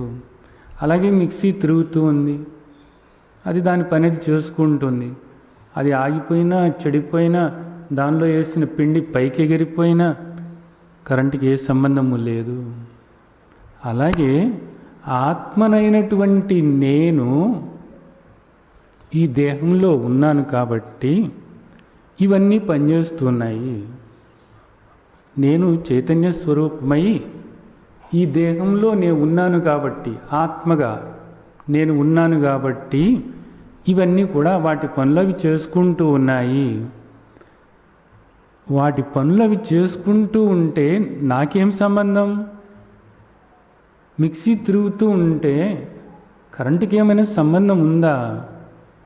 మిక్సీ ఆగిపోతే కరెంటుకి ఏమైనా సంబంధం ఉందా? నిజానికి ఫ్యాన్ తిరగవచ్చు, తిరగకపోవచ్చు, అది నెమ్మదిగా తిరగవచ్చు, వేగంగా తిరగవచ్చు, ఆగిపోవచ్చు. అదంతా కూడా దేనికి సంబంధమైంది? ఫ్యాన్ సంబంధమైనటువంటిది. ఆ గొడవ అంతా కూడా ఫ్యాన్ది అది. అంతేగాని కరెంటుకి ఏ సంబంధము లేదు కదా. అలాగే ఈ దేహంలో ఉన్నటువంటి ఆత్మస్వరూపమైనటువంటి నాకు ఏ సంబంధము లేదు వీటితో నాకు ఏ సంబంధము లేదు. వాటి పని అవి చేసుకుంటున్నాయి. నేను అంతటా ఉన్న నేను ఈ దేహంలో కూడా ఉన్నాను. కావాలని నేను వచ్చి ఈ దేహంలో ఏదో కూర్చోలేదు. ఆత్మస్వరూపమైనటువంటి నేను కావాలని వచ్చి ఈ దేహంలో ఏం కూర్చోలేదు. నేను అంతటా ఉన్నాను. నేను అంతటా ఉన్నటువంటి నేను ఈ దేహంలో కూడా ఉన్నాను. ఈ దేహంలో ఈ అవయవాలు ఉన్నాయి కాబట్టి ఈ దేహం ఉంది, అలాగే ఇంద్రియాలు ఉన్నాయి, అంతరింద్రియమైనటువంటి మనస్సు ఉంది, బుద్ధి ఉంది. ఇవన్నీ కూడా వాటి పనులు అవి చేసుకుంటున్నాయి అంతే తప్ప నాకేమి ఈ దేహం పట్ల నాకే వ్యామోహము లేదు. ఈ దేహంలోని ఈ ఇంద్రియాలు ఇదిగో ఈ పనులు చేయాలి, ఈ అంతరింద్రియం ఇదిగో ఇలా ఉండాలి అనేటటువంటిది కూడా నాకేం లేనే లేదు. నేను కేవలము ఉన్నాను అంతే. నేను ఉండటం వల్ల ఇదిగో ఇవన్నీ కూడా వాటి పనులు అవి చేసుకుంటున్నాయి. వాటి పనులు అవి చేసుకుంటూ ఉండటం అనేది అది దేహానికి సంబంధమైనటువంటిది. ఆ దేహం ఏదో ప్రారంధం వల్ల వచ్చిందేమో, వస్తే అది అనుభవిస్తుందేమో, దానికి తగ్గట్లుగా ఇక్కడ పనులు చేస్తుందేమో. నేను వాటికి ఏ సంబంధము లేనటువంటి కేవలము సాక్షి చైతన్య స్వరూపాన్ని, కేవలము వాటిని గమనించేటటువంటి సుఖస్వరూపాన్ని, నాకే సంబంధము లేనే లేదు, వాటితో నాకే సంగమము లేనే లేదు.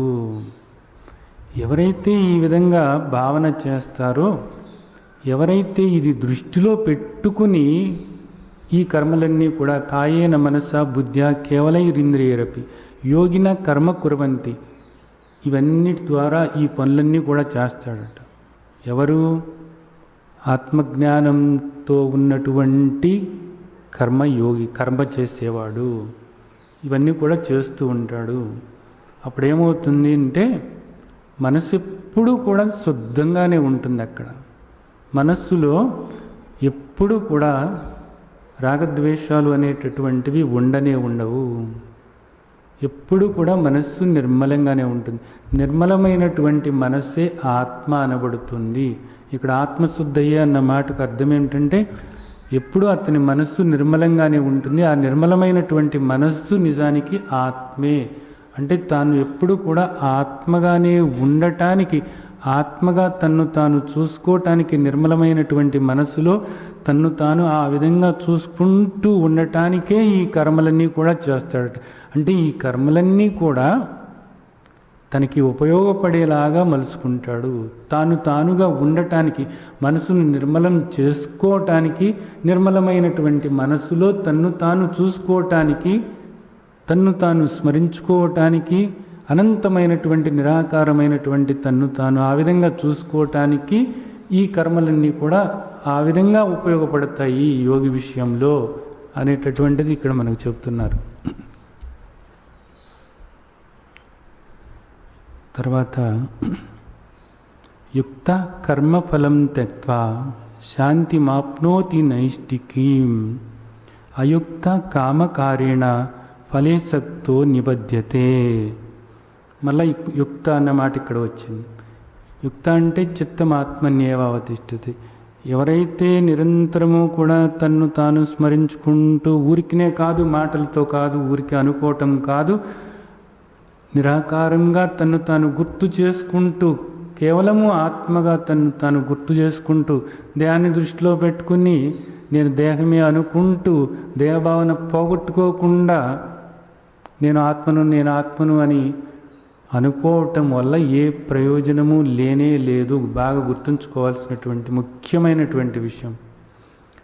దేహమే అనుకుంటూ, దేహాన్ని చూసుకుంటూ నేను ఆత్మను అహమాత్మ అని చిలక పలికినట్లుగా పలికితే దానివల్ల ఏ ప్రయోజనము లేదు. తర్వాత సత్యస్వరూపుడమైనటువంటి నీవుగా ఉండటం కూడా కష్టమవుతుంది. కాబట్టి ఎప్పుడైనా సరే నేను ఆత్మను అనేటటువంటిది నీవు ఆత్మగా స్థిరపడాలి అంటే అలాంటి నిన్ను నీవు తెలుసుకోవాలి. అలాంటి నిన్ను నువ్వు చూసుకుంటూ ఉండాలి. చూసుకుంటూ అప్పుడు అహమాత్మ, నేను ఇదిగో ఇలాంటి ఆత్మను అని ఆ విధంగా నిన్ను నువ్వు గుర్తించాలి. ఇది చాలా అవసరం అన్నమాట. అలా ఉంటే ఏమవుతుందట, యుక్త కర్మఫలం త్యక్త్వా, దాంతో ఏమవుతుంది, నైవ కించిత్ కరోమితి, ఆ ఫలంతో నాకే సంబంధము లేదు. అప్పుడు నీవు పొందుతావు. ఏది పొందుతావు? శాంతి మాప్నోతి నైష్టికీం. ఆ విధమైనటువంటి నిష్ఠతో నీవు ఉన్నట్లయితే, ఏ నిష్ఠ? యుక్తుడై ఉంటే, నిరంతరము నిన్ను నీవు తలుసుకుంటూ నిన్ను నీవు చూసుకుంటూ ఉన్నట్లయితే శాంతి. ఏ శాంతి ఇది? నీ స్వరూపానికి సంబంధమైనటువంటి శాంతి, వచ్చిపోయే శాంతి కాదు. యథార్థమైనటువంటి నీ స్వరూపానికి సంబంధమైనటువంటి పరమశాంతి నీవు పొందుతావు.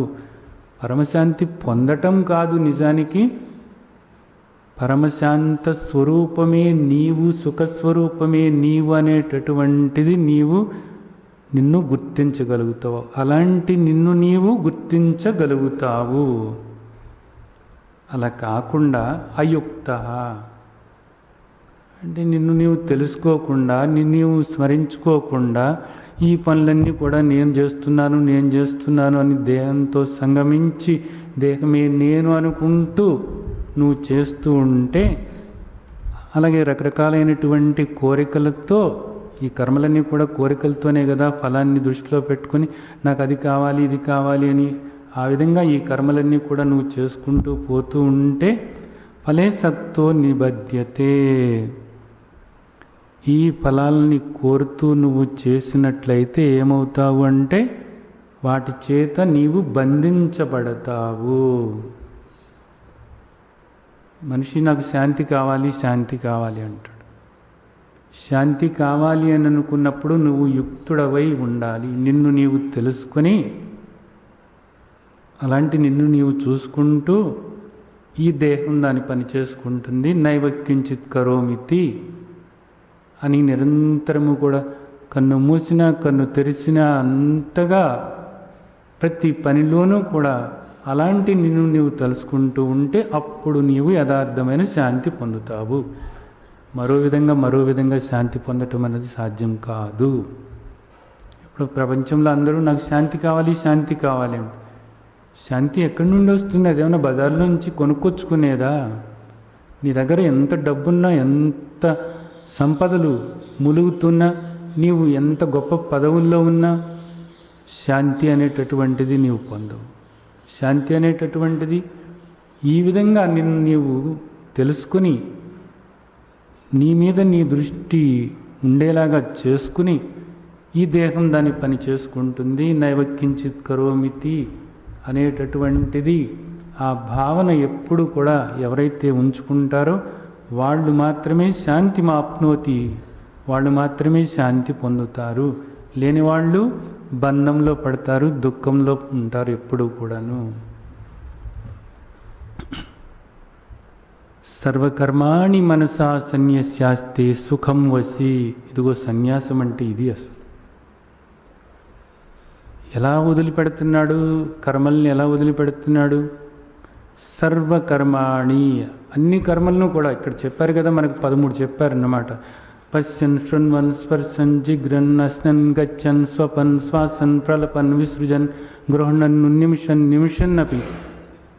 ఇవన్నీ కూడా సర్వకర్మాణి, వీటితో చేసే పనులన్నీ కూడా సర్వకర్మాణి. మనస్సా సన్యస్యాస్తే, మనస్సులో సన్యసించు. ఇప్పుడు సాధన అంతా కూడా ఎక్కడ జరగాలి? మనస్సులో జరగాలి. గుర్తుంచుకోండి, మనస్సులో జరగాలి. అంటే మనస్సు అంటేనే ఆలోచనలు. ఇప్పుడు ఆలోచనలు మనకు ఉండాలా, అవసరం లేదా అన్నది కూడా ఇప్పుడు మీరు అర్థం చేసుకోండి. సాధన చేస్తున్నప్పుడు నాకు ఆలోచనలు వస్తున్నాయండి అంటారు. ఆలోచనలు నీకేం శత్రువు కాదు. ఆ ఆలోచనలను కూడా గమనిస్తున్నటువంటి నీవు ఆత్మస్వరూపానివి అని తెలుసుకొని, నేను ఆలోచనలకు సైతం సాక్షిగా ఉన్నాను, సాక్షి చైతన్యాన్ని అనేది నీవు స్థిరపరచుకోవాలి. అంతేగాని ఆలోచనల కోసం నువ్వు బెంగపడాల్సిన పనేమీ లేదు. ఆ ఆలోచనలను నీవు సాధనగా మలుసుకోవచ్చు. ఏ విధంగా మలుసుకోవచ్చు? మనసా సన్యస్యాస్తే. ఏ విధంగా? ఈ కర్మలు చేస్తున్నటువంటిది నేను కాదు. నైవ కించిత్ కరోమీతి, నేను చేయని వాడిని. ఏ కర్మ, కించిత్ కర్మ కూడా నేను చేయనటువంటి కేవలము ఆత్మస్వరూపాన్ని, ఆనంద స్వరూపాన్ని, సచ్చిదానంద స్వరూపాన్ని నేను అని మనస్సులో ఆ విధంగా నిన్ను నీవు స్మరించుకుంటూ ఉంటే, నవద్వారే పురే దేహి నైవ కుర్వన్న కారయన్. నవద్వారాల పురమట ఇది. 9 రకాలైనటువంటి ద్వారాలు ఉన్నాయి ఈ దేహానికి. ఈ 9 రకాలైనటువంటి ద్వారాలతో కూడినటువంటి ఈ దేహంలో ఉన్నటువంటి దేహాన్ని ధరించినటువంటి వాడు ఎవరు? దేహి. ఈ దేహంలో ఉన్నవాడు దేహి అనబడుతున్నాడు. ఎప్పుడైతే మనస్సులో నేను చేయటం లేదు అని ఆ విధంగా కర్మలను సన్యసించితే అప్పుడు ఈ నవద్వారపురంలో ఉన్నటువంటి జీవుడు, ఈ దేహి నైవ కుర్వన్ న కారయన్, వాడు ఏ కర్మ కూడా చేసినవాడు కానే కాదు. సర్వకర్మాణి మనసా సన్యస్యాస్తే, ఈ దేహమేమో ఆచరిస్తూ ఉంది, నేను కాదు చేస్తున్నది. నేను చేసేవాడిని కాదు, చేయించేవాడిని కాదు. నైవ కుర్వన్ నా కారయన్. ఇప్పుడు ఎందుకని ఈ మాట మళ్ళా కుర్వన్ కారయన్ అన్న మాట మాట్లాడారు అంటే, ఇప్పుడు దాకా మనం ఏం చెప్పుకున్నాము, ఈ కర్మలన్నీ కూడా చేసేటటువంటిది నేను కాదు నేను కాదు అని అంటున్నాం కదా. కర్తృత్వం అయితే పోయింది, నా వరకు నేను కర్మలు చేయటం లేదు. ఎప్పుడన్నా ఎదట వాళ్లకు సలహా చెప్పాల్సి వస్తుందన్నమాట. సలహా చెప్పినప్పుడు మరి అప్పుడు ఏ విధంగా, అప్పుడు కూడా అంతే. ఆ సలహా చెప్తున్నది కూడా నేను కాదు, వాళ్ళతో ఆ పని చేయిస్తున్నది కూడా నేను కాదు, చేసేవాడిని కాదు, చేయిస్తున్నవాడిని కాదు. ఎవరితోనైనా ఒక పని మనం చేయించి నేనే వాడితో చేయించాను అని అంటే నీవు కర్తవు అవుతావు అన్నమాట. దానికి ఫలాన్ని నువ్వు అనుభవిస్తావు. వాడు మంచి పని చేసాడు అనుకోండి, దానిలో నువ్వు కూడా భాగస్వామి అవుతావు. ఎందుకని, వాడితో చేయించావు కదా, నువ్వు వాడితో చేయించావు కాబట్టి నీవు కూడా ఆ ఫలంలో కొంత భాగస్వామి అవుతావు. వాడు చెడ్డ పని చేశాడు అనుకోండి, చేసినప్పుడు ఆ ఫలంలో నువ్వు కూడా భాగస్వామి అవుతావు అన్నమాట. నేను ఆత్మస్వరూపాన్ని అనేది నువ్వు లోన ఉంచుకున్నప్పుడు నా కుర్వన్ నా కారయన్, నువ్వు చేసేవాడివి కాదు, చేయించేవాడివి కూడా కానే కాదు. ఇది కూడా గుర్తుంచుకోవాలన్నమాట. అయితే ఇక్కడ ఏంటంటే మనిషికి వచ్చినటువంటి ఇబ్బంది, నేను చేస్తున్నాను నన్ను గుర్తించాలి అనేటటువంటి గొడవ ఒకటి పోదు. అది పోయిందో లేదో చూసుకోవాలి. ఈ పనికి మాలినటువంటి గుర్తింపు ఉన్నదే, ఆ గుర్తింపు కోసమని నువ్వు తపన పడుతూ ఉంటే నీవెప్పుడూ కూడా మోక్షం పొందవు, నువ్వెప్పుడూ శాంతిగా ఉండవు, నువ్వెప్పుడు నువ్వుగా ఉండవు, నువ్వెప్పుడు ఈ జన్మరణ చక్రం నుంచి బయటపడవు అసలు. అంతే. ఒకళ్ళు గుర్తింపు కోరేటటువంటి వాడు, ఒకడెవడో నాకు వచ్చి కృతజ్ఞత చెప్పాలి అనేవాడు, నన్ను పొగడాలి అనేటటువంటి వాడు, ఇలాంటి వాడు ఎప్పుడూ కూడా సుఖపడలేడు. గుర్తుంచుకోండి. ఈ జబ్బు ఉందా లేదా అనేది చూసుకోండి. ఇలాంటి జబ్బు ఏ మాత్రం కించిత్ ఉన్నా కానీ దాన్ని పోగొట్టుకోవటానికి ప్రయత్నించండి. ఎప్పుడు కూడా ఒక గుర్తింపు అనేదాన్ని మనం కోరకూడదు. ఏదో అలా వచ్చింతే నాకే సంబంధము లేదు, ఆ దేహానికి ప్రారంధం ఉంది కాబట్టి అది వచ్చింది, నాకే సంబంధము లేదు, నేను ఆత్మస్వరూపాన్ని లోపల ఇది గట్టిగా అనుకోవాలన్నమాట. అలా చేయకపోగా ఇప్పుడు అందరూ ఏం చేస్తున్నారు, నేనే చేశాను, నా గురించి వాళ్ళు గుర్తించారా లేదా. దేవుడి విషయంలో కూడా ఇదే, నేను దేవుడికి అది చేశాను ఇది చేశాను, నన్ను గుర్తించారా లేదా అని. దేవుడికి చేసావు, దేవుడు గుర్తించుతాడు కదా. ఇక్కడ నువ్వు బోర్డు మీద రాయించుకోవటం ఎందుకు చెప్పు, మైకుల్లో చెప్పించుకోవటం ఎందుకు చెప్పు. నువ్వు దేవుడికి చేసావు కదా, దేవుడు గుర్తించుతాడనే కదా. నోరు మూసుకుని ఉండవచ్చు కదా. నేను చేశాను, పెద్దగా పేపర్లలో రావాలి, ఫోటోల్లో రావాలి, మళ్ళా లోకమంతా తెలవాలి. కొన్ని గుళ్ళకి వెళ్తే మనకి దేవుడి పేరు కూడా తెలవదు. మిగతా అక్కడ దానం చేసిన వాళ్ళ పేర్లన్నీ మాత్రం అక్కడ అంత గట్టిగా పెద్దగా రాసి ఉంటాయి అన్నమాట. పలానా వాళ్ళ మనవడు అక్కడి నుంచి మొదలు పెడతారు, వాళ్ళ తాత దగ్గర నుంచి మొదలుపెట్టి పలానా వాళ్ళ కొడుకు, మళ్ళీ ఈయన భార్య, ఇంకా వీలైతే కింద పిల్లల పేర్లు కూడా. ఒక్కోసారి మెట్ల పూజ అంటారు, మెట్టుకి నమస్కరించుకుంటూ పూజ చేసుకుంటూ వెళ్తారన్నమాట దేవుడిని తలుసుకుంటూ. కొన్ని గుళ్ళల్లో మీరు చూసారేమో మెట్టు మెట్టుకి ఎవరో ఒకళ్ళ పేరు ఉంటుంది అన్నమాట. అరే దేవుణ్ణి తెలుసుకుందామంటే ఇది ఎవరిదో పేరు కనపడుతూ ఉంటుంది ఇక్కడ. ఇది పోవాలి, గుర్తుంచుకోండి. నైవ కుర్వన్ అకారయన్, నేను చేసేవాడిని కాదు, చేయించేవాడిని కాదు, అంతే. అవసరమైతే ఎవరికో ఏదో ఒక సలహా ఇవ్వాల్సి వస్తే, లేదా ఇదిగో ఆ పని చెయ్యి అని ఎవరికన్నా చెప్పాల్సి వస్తే చెప్పటమే. లోపల మాత్రం సర్వకర్మాణి. ఈ చెప్పటము అనేటటువంటిది కూడా ప్రలపన్. చెప్పావు కదా, ప్రలపన్ అంటే చెప్పావు. ఏమని చెప్పావు? నువ్వు అదిగో ఆ కర్మ చెయ్యి, ఆ పని చెయ్యి అని చెప్పావు కదా, ఇదిగో ఈ సాధన చెయ్యి అని చెప్పావు కదా. లోన తిరుగుతూ ఉండాలి. ఏమని? సర్వకర్మాణి మనసా సన్యాసం, నాకే సంబంధము లేదు. ఆ వాక్కు, ఆ ఇంద్రియం, వాగింద్రియం అదిగో ఆ పని అది చేసుకుంటుంది, అంతే. ఇంద్రియాణి ఇంద్రియార్థేషు వర్తంతి. ఆ ఇంద్రియం అదిగో ఆ పని చేసుకుంటుంది, వాగింద్రియం పని, అది నాకే సంబంధము లేదు. ఇదిగో ఈ చేత్తో ఏదో ఇచ్చావు కదా, నాకే సంబంధము లేదు. ఇది ఏ ఇంద్రియం? హస్తం.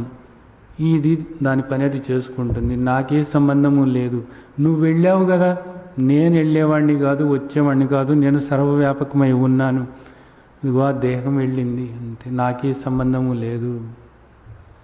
ఇలా ప్రతి ఇంద్రియ విషయంలోనూ కూడా ఇవన్నీ కూడా మనం గమనించుకుంటూ ఉండాలి. గమనించుకుంటూ ఉన్నట్లయితే సర్వకర్మాణి మనసా సన్యస్యాస్తే సుఖం వసి, అప్పుడు నీవు లోపల సుఖంగా ఉంటావు. శాంతము లేదు, ఇక్కడ సుఖము లేదు. అందరూ సుఖశాంతులు కావాలి, సుఖశాంతులు కావాలి అని కోరుకునేవాళ్ళే. ఎప్పుడు ఈ సుఖశాంతులు వస్తాయంటే నీవు యుక్తుడవై ఈ కర్మఫలంతో నాకు సంబంధం లేదు అని దాంతో సంబంధం తెగ్గొట్టుకుని, సంగమం తెగ్గొట్టుకుని నిన్ను నీవు గుర్తు చేసుకుంటూ ఉంటే అప్పుడు నీవు శాంతిగా ఉంటావు. అన్ని కర్మల్ని కూడా మనసులో సన్యసిస్తూ ఉంటే అప్పుడు నీవు సుఖంగా ఉంటావు. నవద్వార పురే దేహి నైవ కుర్వన్న కార్యం, నువ్వు చేసేవాడివి కాదు, చేయించేవాడివి కాదు. ఇది నీ యథార్థమైన స్వరూపం. అది నువ్వు చేసేవాడివి కాదు, చేయించేవాడివి కాదు. కరెంటు ఆ ఫ్యాన్ ఏమన్నా తిప్పుతుందా? అది ఏమన్నా, అది తిప్పేది కాదు, వెలిగేది కాదు, దానికి ఏ సంబంధము లేదు, దాని పాటికి అది ఉంటుంది, అంతే. అది ఉండటం వల్ల ఇదిగో వీటి పనులు ఇవి చేసుకుంటున్నాయి. మిక్సీ పని మిక్సీ చేస్తుంది, లైట్ పని లైట్ చేస్తుంది, ఫ్యాన్ పని ఫ్యాన్ చేస్తుంది, ఫ్రిడ్జ్ పని ఫ్రిడ్జ్ చేస్తుంది, ఏసీ పని ఏసీ చేస్తుంది. వాటి పనులు అవి చేసుకుంటున్నాయి, కానీ కరెంటుకి ఏ సంబంధము లేదు. సర్వకర్మాణి మనసా సన్యసాస్తే సుఖం వసి, సుఖంగా ఉంది కరెంటు, దాని పాటికతి ఆ విద్యుత్తు సుఖంగా ఉంది, అంతే. కామ్గా ఉంది, మౌనంగా ఉంది, అంతే. అలాగే నీవు కూడా నా కర్తృత్వం నా కర్మాణి లోకస్య సృజతి ప్రభు, నా కర్మఫల సంయోగం స్వభావస్తు ప్రవర్తతే. మళ్ళా అదే గట్టిపరుస్తున్నారు. నా కర్తృత్వం నా కర్మాణి లోకస్య సృజతి ప్రభు. ఈ లోకానికి ప్రభువు ఎవరు? ఆత్మ. ఆత్మ ఎప్పుడు కూడా ఆత్మ లేదా పరమాత్మ అనుకోండి, పర్వాలేదు. ఆత్మ ఎవరికి కూడా కర్తృత్వం అనేటటువంటిది అంటకట్టలేదు. ఇదిగో నువ్వు ఈ పని చెయ్యాలి అని కర్మల్ని కూడా నిర్దేశించలేదు. అలాగే నువ్వు ఈ పని చేసావు కాబట్టి ఈ ఫలాన్ని నువ్వు అనుభవించాలని కర్మఫలాన్ని అంటకట్టడం లేదు. మరి ఎవరు అంటించుకుంటున్నారు? కావాలని నేను నేను నేను అనుకుంటూ, నేను అనేది ఇది భయంకరమైనటువంటి మాట. ఇది నేను అన్నది కనుక తెలిస్తే అది అమృతం. నేను అన్నది తెలవకపోతే మహాభయంకరమైనటువంటి విషయం. అది అంత దుఃఖాన్ని ఇచ్చేది ఆ నేనే, తెలిస్తే అంత ఆనందాన్ని ఇచ్చేది నేనే. ఆ పదం నేను అన్న ఆ పదం నిజానికి చాలా జాగ్రత్త అయినటువంటి పదం. అది ఆత్మ ఎప్పుడు కూడా ఈ పనులు చెయ్యి అని ఎవరికి పురమాయించను లేదు. అలాగే ఈ పనులు చేయటం అనేది నీ బాధ్యత అని ఆ కర్తృత్వము ఎవరికీ అంటకట్టలేదు. ఆ కర్మఫలాన్ని నువ్వు అనుభవించాలని ఆ కర్మఫలాలను అంటగట్టలేదు. మరి ఎవరు అంటించుకున్నారు? నేనెవరో తెలియక ఈ దేహమే అనుకుంటూ దేహం చేస్తూ ఉంటే నేను చేస్తున్నాను అనుకుంటున్నాను. కర్తను కానీ భోక్తను కానిటువంటి నేను ఈ దేహం చేసేటటువంటి పనులు నా మీద ఆపాదించుకొని నేను అనుకుంటూ అహంకారంతో ప్రవర్తిస్తూ ఉన్నాను. ఆ అహంకారంతోనే కర్మలన్నీ కూడా చేస్తున్నాను. ఆ కర్మలే జన్మలకు కారణమవుతున్నాయి, అంతే. నా కర్మఫల సంయోగం స్వభావస్తు ప్రవర్తతే. మరి ఎవరు చేస్తున్నారు ఈ కర్మలన్నీ కూడా? ఎవరు చేస్తున్నది అంటే స్వభావము, ప్రకృతి. ఈ ప్రకృతి ఏది? ఈ అష్ట ప్రకృతి అంటున్నారు దీన్నే. ఈ దేహము, ఇంద్రియాలు, మనస్సు, బుద్ధి, అహంకారము, చిత్తము, ఇవన్నీ కలిసి, దానికి తోడు ఒక ప్రాణం అన్నది ఒకటి ఉంది. ఇవన్నీ కలిసి ఈ కర్మలన్నీ కూడా చేస్తున్నాయి. ఇవన్నీ కూడా ఇలాగ పనిచేయటానికి నేను ఉండటమే కారణమైనప్పటికీ కూడా వీటితో నాకే సంబంధం లేదు. నేనేమీ వీటిని నెత్తిన రుద్దలేదు. నేను ఇప్పుడు కరెంట్ ఏమనుకుంటుంది, ఇక్కడ ఈ విద్యుత్ ఏమనుకుంటుంది, నేనుండటం వల్లనే ఈ ఫ్యాను తిరుగుతుంది, ఈ లైటు వెలుగుతుంది, అక్కడ ఆ ఫ్రిడ్జ్ పనిచేస్తుంది, ఆ ఏసీ పనిచేస్తుంది, ఈ మిక్సీ పనిచేస్తుంది. ఇవన్నీ నేనుండటం వల్లనే. కానీ నేనేమి లైట్తో నువ్వు వెలుగు అని నేనేం చెప్పలేదు. ఫ్యాన్తో నువ్వు తిరుగు అని చెప్పలేదు. ఫ్రిడ్జ్తో నువ్వు చల్లబడని నేనేం చెప్పలేదు. నాకే సంబంధం లేదు. కేవలము నా పాటికి నేను ఉన్నాను. వాటికి ఏ కర్తృత్వము నేను ఆపాదించటం లేదు. ఏ కర్మలు వాటిని చేయమని నేను చెప్పలేదు. అవి వాటి పని ఏదో అవి చేసుకుంటున్నాయి. ఆ ఫ్యాన్కి అదొక ప్రారంధం, అలా తిరుగుతుంది, అది అంతే. ఈ లైట్కి ఇది ఒక ప్రారంధం, ఇది వెలుగుతూ ఉంది. కాసేపు వెలిగి వేడెక్కి ఒక్కసారి టప్మని పోతూ ఉంటుంది. అది ఉన్నా నాకే బాధ లేదు, పోయినా నాకే బాధ లేదు. ఆ ఫ్రిడ్జ్ అంతే, పైన ఎక్కువ చల్లబడి గడ్డలు ఐస్ గడ్డలు తయారు చేస్తుంది ఏమిటో, కిందేమో తక్కువగా చల్లగా ఉంటుంది. ఎందుకు? అది పైన దాని ఆ ఐస్ గడ్డలు కరిగేమో అదేమో బాగా చల్లబడిపోయి ఏడుస్తూ ఉంటుంది ఒక్కొక్కసారి. అది దాని ప్రారంధం, అది అంతే. ఒక్కోసారి ఏమో చెడిపోతూ ఉంటుంది. నాకే సంబంధము లేనే లేదు. నా పాటికి నేను ఉన్నాను, అంతే. సన్యస్యాస్తే, వాడితో నాకే సంబంధము లేదు. సర్వకర్మాణి, వీటి కర్మలన్నీ కూడా మనసా సన్యస్యాస్తే, నాకే సంబంధము లేదని నేను వదిలిపెట్టేశానంతే. అందుకని నేను సుఖంగా ఉంటున్నాను. అలాగే ఈ దేహంలో ఆత్మస్వరూపమైనటువంటి నేను నా పాటికి నేను సుఖంగా ఉన్నాను. సుఖస్వరూపమైనటువంటి నన్ను నేను చూసుకుంటూ, శాంతస్వరూపమైనటువంటి నన్ను నేను చూసుకుంటూ, నా లక్షణాలు నన్ను నేను తలుసుకుంటూ అలా ఉన్నాను, అంతే. ఈ దేహము దాని పనులది చేసుకుంటుంది. నేను కర్తను కాదు, భోక్తను కాదు. సుఖస్వరూపో, నేను సుఖస్వరూపమై ఉన్నాను, శాంతస్వరూపమై ఉన్నాను. కేవలము నేనుగా ఉన్నాను, అంతే.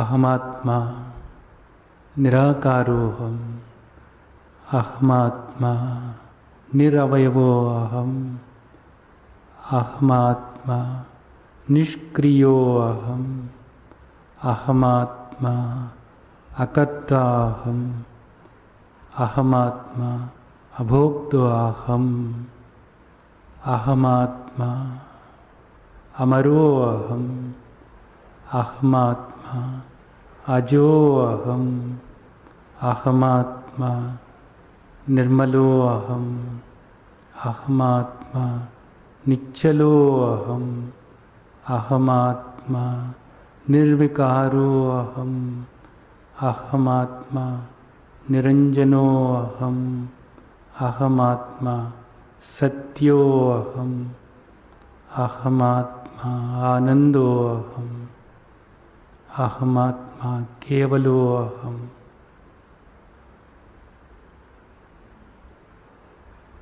వీటితో నాకు ఏ సంబంధము లేదంతే, కేవలము నేనుగా ఉన్నానంతే.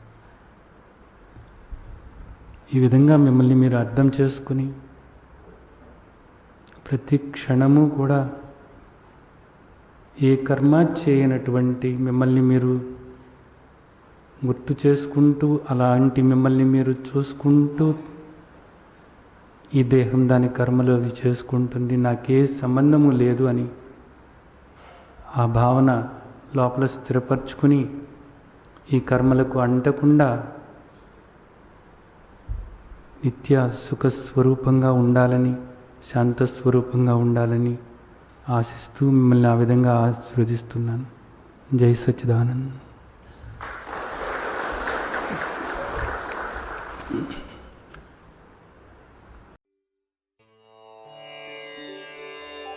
లోకా సమస్తా సుఖినో భవంతు. లోకా సమస్తా సుఖినో భవంతు.